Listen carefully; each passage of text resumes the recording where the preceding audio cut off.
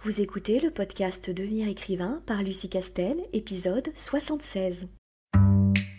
Bienvenue sur Devenir écrivain, le podcast pour démarrer et réussir votre carrière d'écrivain. Et maintenant, retrouvez votre animatrice Lucie Castel, autrice publiée à l'international, formatrice et conférencière.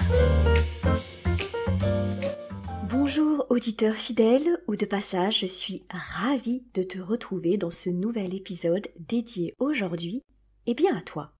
Avec ce que 2020 a été pour tout le monde en général et pour l'ICAR en particulier, je ne pouvais pas envisager le dernier podcast de l'année sans le rendre un petit peu spécial. Je ne pouvais pas me résoudre à donner un conseil d'écriture alors que les bilans sont un exercice si essentiel pour progresser et évoluer. Mais quelle période on a vécu, quelle période et que nous allons vivre encore. Bien sûr, personne n'imagine que dans la nuit du 31 décembre au 1er janvier, les forces de l'univers vont appuyer sur une sorte de bouton reset céleste et qu'on va se réveiller en 2021 avec un nouvel espoir. Tu l'as la référence Nouvel Espoir ? Alors oui, j'ai décidé en cette fin d'année de faire une faveur aux fans de Star Wars. Et si jamais tu as la référence, c'est qu'il est grand temps que tu rejoignes mon équipe et que maintenant tu t'engages dans Starfleet. Je dis ça, je dis rien. Mais bref, si on n'a pas de bouton magique reset céleste, ça n'empêche pas quand même de réfléchir à la grande symbolique du passage du solstice d'hiver du 21 décembre. Je crois beaucoup en la puissance des rituels et si tu as écouté mon épisode 73 sur ma routine d'écriture, tu sais à quel point je suis une obsédée du rituel et des symboles. Et j'aime particulièrement celui du solstice d'hiver qui marque la fin de la grande période des ténèbres toutes puissantes et la revanche de la lumière qui, à partir du 21 décembre, du coup, gagne à nouveau un combat qu'elle perd depuis des mois. Et il évoque tout à la fois le retour à l'abondance, à la vie, à la renaissance, et je ne doute pas que ce genre de symbole parle aussi à ton imagination d'auteur. C'est un bon moment pour s'arrêter et regarder non pas ce que nous avons perdu ou ce qu'on n'a pas fait, mais ce que nous avons encore. Et nous avons encore notre passion qu'on partage ensemble, semaine après semaine, et qui, comme toutes les passions, sont les phares dans la tempête de l'existence. Ah oui, j'avais oublié de te dire que ce podcast, ça va vraiment être un exercice de poésie à la carambar, du très très haut level, donc tiens-toi à ton siège. Et clairement, si je n'ai aucun pouvoir sur le contexte sanitaire, social ou économique, je peux quand même essayer d'agir sur la passion de l'écriture. Et ma chance, notre chance à l'ICAR, c'est que tu nous as permis de le faire tout au long de 2020. Et j'ai envie de dire malgré 2020. Et c'est tout ce qu'on demandait, car en fait, on a lancé le projet l'ICAR et sa formation Devenir écrivain projet best-seller très peu de temps avant que le contexte sanitaire s'aggrave dramatiquement. Et pourtant, tu as quand même été là, et tu as eu l'énergie et la constance d'avoir consacré du temps à ta passion. Peut-être que toi et moi, finalement, on a senti comme une sorte d'urgence à mettre du sens et de la magie créatrice dans notre quotidien, plus encore cette année que les précédentes. Peut-être que, comme moi, tu t'es dit, je ne remets plus à demain quelque chose qui nourrit mon jardin intérieur, même si personne ne me comprend, moi je sais que ça nourrit mon âme et je lui donne ce qu'elle réclame. Et il me semble que l'un des héritages de cette année, c'est sans doute ce sentiment que tout peut basculer, non plus seulement dans nos vies personnelles, accidents, maladies, tout ça, mais que tout peut basculer en général, en dehors de nous, tout autour de nous, mais ce qui a finalement un impact dramatique ou important sur nos vies. Et ce sentiment en amène un autre, à savoir l'angoisse de n'avoir pu faire certaines choses avant que ça s'arrête, avant que ça se dégrade, avant que ça ne soit plus comme avant. Et la prise de conscience du temps qui passe et qui ne se répète jamais, que le présent, une fois passé, ne reviendra plus jamais et que tout ce qu'on a oublié de mettre dans ce présent ne sera plus jamais et à mon avis, vraiment essentiel dans le bilan qu'on peut faire de cette année 2020. En remettant au lendemain, en fait, on crée des micro-deuils d'expériences qui ne pourront jamais plus se faire dans les exactes mêmes conditions. Alors, bien sûr, ça ne veut pas dire qu'elles seront moins bien ensuite, c'est juste qu'elles seront différentes par définition. Et cette année me fait dire, plus encore que toutes les autres, que le présent est la seule donnée à prendre en compte dans notre voyage de la vie. C'est la seule boussole qui indique le bon chemin. Elle pointe vers ce qui est et qui ne sera plus jamais ensuite. Il faut mettre du sens dans notre présent, quelle que soit notre propre conception du sens, en fait. Alors, le sens pour l'ICAR, c'est quoi ? C'est d'abord la formation la plus complète et polyvalente sur le métier d'auteur qui a déjà formé une centaine d'élèves en à peine 3 sessions.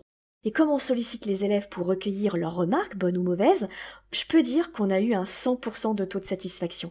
Et déjà de belles carrières qui s'enclenchent dès l'année de la formation, et encore une fois, malgré 2020 et malgré ce qui s'est passé, bien sûr, dans l'industrie du livre. Et ça, c'est juste la preuve qu'on attendait tous à l'ICAR pour nous assurer que, en fait, on était dans le vrai et qu'on avait raison de s'associer, tous, ces professionnels, les 3-4 professionnels, qui se sont associés pour créer la méthode et des conseils qui fonctionnent. Alors, 2020, c'est aussi une 50aine d'épisodes de ce podcast et franchement, je dois t'avouer que quand je me suis lancée, j'y croyais pas du tout. Je pensais que ça n'intéresserait personne un podcast de conseils d'écriture. Et ce qu'il y a, c'est que je me sentais pas tout de suite de me lancer dans des vidéos YouTube. Et en plus, je trouvais le support podcast dans ce qu'il a de plus épuré et forcément recentré sur le seul contenu beaucoup plus intéressant qu'un exercice type vidéo où on peut jouer autant avec l'image qu'avec aussi le fond et le discours. Et pourtant, presque 2 ans après, on approche des 100 000 écoutes et c'est juste énorme pour nous. Et c'est toi qui as permis de rendre cette aventure possible parce que ça fait quand même une 15aine d'heures d'enregistrement audio. Et c'est pas tout. L'ICAR en 2020, c'est aussi plus d'une 30aine d'heures de live sur notre page Facebook, un mercredi sur 2. Et honnêtement, ces rendez-vous ont toujours été absolument magiques et ont participé à créer vraiment une communauté et une solidarité entre auteurs. Et c'était vraiment ce que j'avais en tête lorsque j'ai commencé à partager et à parler avec mon associé Johanna Vogel de ce qu'on voulait faire de l'ICAR en fait. Et bien entendu, comment l'oublier, il y a aussi la newsletter, une par semaine depuis aussi longtemps que le podcast existe. Et avec les newsletters, c'est surtout mon imagination absolument lamentable concernant les titres que tu supportes chaque semaine si tu es une abonnée. Et sache que c'est pas un talent qui est naturel chez moi, et donc que je réfléchis beaucoup à les trouver ces titres. Je t'assure, vraiment. Bref, je me sens, et je parle vraiment au nom de toute l'équipe de l'ICAR, on se sent tellement chanceux de pouvoir tirer un bilan positif de cette année. Une aventure qui nous donne l'impression de servir à quelque chose, même à quelques personnes, et que grâce à nous, des auteurs se sont peut-être trouvés, se sont retrouvés, et surtout se sont révélés. Et comme je sais que les années à venir vont voir éclore de très belles carrières d'anciens élèves, je sais que quoi qu'il arrive, l'ICAR aura compté. Ici et maintenant, il compte. Et je veux te dire que ton présent à toi, il compte aussi. Il compte définitivement. Complètement, absolument. Ton présent est magique et ta passion pour l'écriture doit aider à le rendre magique. Peu importe où tu en es dans ta vie et ce que tu en fais, la pratique exigeante de l'art de l'écriture rend chaque présent unique et spécial. Rien que pour cette raison et parce que tu es là à m'écouter, à t'accorder du temps pour toi, pour ta passion, pour donner de la couleur et du sens à ce présent, le bilan de cette année est un beau bilan. Alors comme nous avons passé le 21 décembre et le solstice, et que la lumière gagne sur l'obscurité, regardons un petit peu plus loin demain pour suivre ce mouvement d'ascension. Et au niveau des projets, en fait, je dois t'avouer que tu nous as un petit peu donné des ailes à l'ICAR.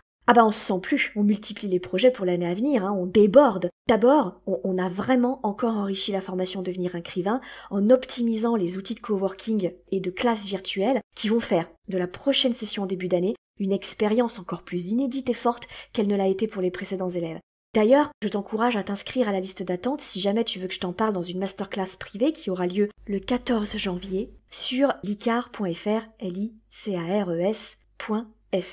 Et puis 2021, c'est une nouvelle formation énorme et complète consacrée à l'auto-édition pour te lancer dans cette merveilleuse aventure parce que s'il y a bien une chose que 2020 a appris aux professionnels de la chaîne du livre, c'est que ce monde-là va évoluer et que la crise sanitaire a joué comme un accélérateur de changements et de ces mutations qui étaient déjà en gestation. Et ces mutations vont entraîner pour les auteurs un changement dans leur carrière. Car en faisant évoluer les classiques circuits de distribution, maisons d'édition, vente papier, distributeurs en librairie, etc., il les a en fait multipliés. Format numérique, auto-édition, audiobook, plateforme type Netflix du livre, etc. Et si bien que le métier d'auteur, jusque-là plutôt cantonné à une seule voie historique et pseudo-royale de l'édition traditionnelle, va se retrouver face à de nouvelles opportunités qu'il faudra saisir avec enthousiasme. Parce que vraiment, et je t'en parlerai tout au long de 2021, plein de choses vont se passer pour nous auteurs dans les années à venir, et ça promet de belles aventures pour peu qu'on se batte et qu'on s'entraide. Alors, bien sûr, ce podcast a beaucoup de sens et de symboles pour moi, mais je voudrais qu'il en ait aussi pour toi. Le climat anxiogène qui produit de l'incertitude sur de l'incertitude est particulièrement favorable à la culture du doute et de la culpabilisation. Si je devais quand même terminer ce podcast par un conseil d'auteur à auteur, c'est d'être bienveillant avec ta créativité. Et je sais bien que ce mot, par son extrême utilisation, nous sort un peu par tous les pores. Parlons plutôt de gentillesse et d'empathie avec ton écriture. Chaque fois que tu penses à ton histoire, à tes personnages, que tu écoutes un podcast de conseils d'écriture, quel qu'il soit d'ailleurs, que tu assistes à une de mes masterclass ou à une autre, peu importe, tu nourris ta plume, tu l'enrichis et tu la fais évoluer. Et rien que ça fait de toi un meilleur auteur aujourd'hui qu'hier et encore un meilleur auteur demain qu'aujourd'hui. Peu importe, encore une fois, à quel stade tu en es de l'écriture de ton roman, de tes projets d'écriture en général, tu fais. En écoutant cet épisode, tu fais. En lisant, tu fais. En écrivant même quelques mots, tu fais. Et c'est déjà bien plus que plein d'autres. Il faut que tu sois convaincu que la carrière d'auteur et son travail d'écriture, c'est pas tous les jours 10 000 mots quoi qu'il arrive. Ça n'est absolument pas ça, et je peux te citer des dizaines d'auteurs qui vivent très bien de leur plume depuis des années, qui en sont à leur 20e roman publié, et qui passent pourtant par des mois de doute, de blocage, de plantage complet. Et je dis toujours à mes élèves en début de session, et alors du coup ils sont horrifiés, mais en début de formation, qu'il n'est pas rare que je jette 40 000 mots d'un seul coup, voire plus parfois. C'est comme ça arrive. Je me suis tellement fourvoyée que pour moi, ces 40 000 mots me paraissent totalement irrattrapables. Ça arrive, et je ne suis vraiment, mais vraiment, pas la seule autrice à qui ça arrive. Parfois, pendant plusieurs semaines, je suis complètement bloquée. Pourtant, on est d'accord que j'ai une méthode qui fonctionne, je connais la marche à suivre, je me connais très très bien, je sais comment me débloquer, et pourtant, parfois, mes émotions sont trop fortes. La créativité des auteurs puise sa force et son énergie dans les émotions, dans le ventre, comme disent souvent les écrivains, dans les tripes. Il arrive qu'on soit barbouillé, qu'on ait la gastro. Ah, je sais. Mais le level poésie carambar, tu sais, il est très très dur à atteindre, alors il te faudra peut-être un petit peu t'entraîner. Mais tout ça pour dire que, avec de la méthode et de l'expérience, on sait que ce n'est qu'une phase et qu'elle est normale. On finit toujours par trouver la force et là, on recommence. Persévère, on ne lâche rien, on est rigoureux, on est méthodique, parce que la méthode et l'organisation, elles ne nous trahissent pas, elles sont toujours là. Alors un peu sur le côté, parfois un peu oubliées, mais elles sont prêtes à l'emploi dès qu'on le décide. On recommence et on réussit. Donc, tu ne lâches rien et tu réussiras, parce qu'une carrière d'auteur ne se fait jamais sur un coup de bol, sur un succès accidentel. Elle se fait toujours sur du travail et de la persévérance. Je te souhaite vraiment et de tout cœur que tu puisses passer la fin d'année le plus sereinement et le plus doucement possible. N'oublie pas que nous avons passé le solstice d'hiver et que la lumière gagne à nouveau sur les ténèbres.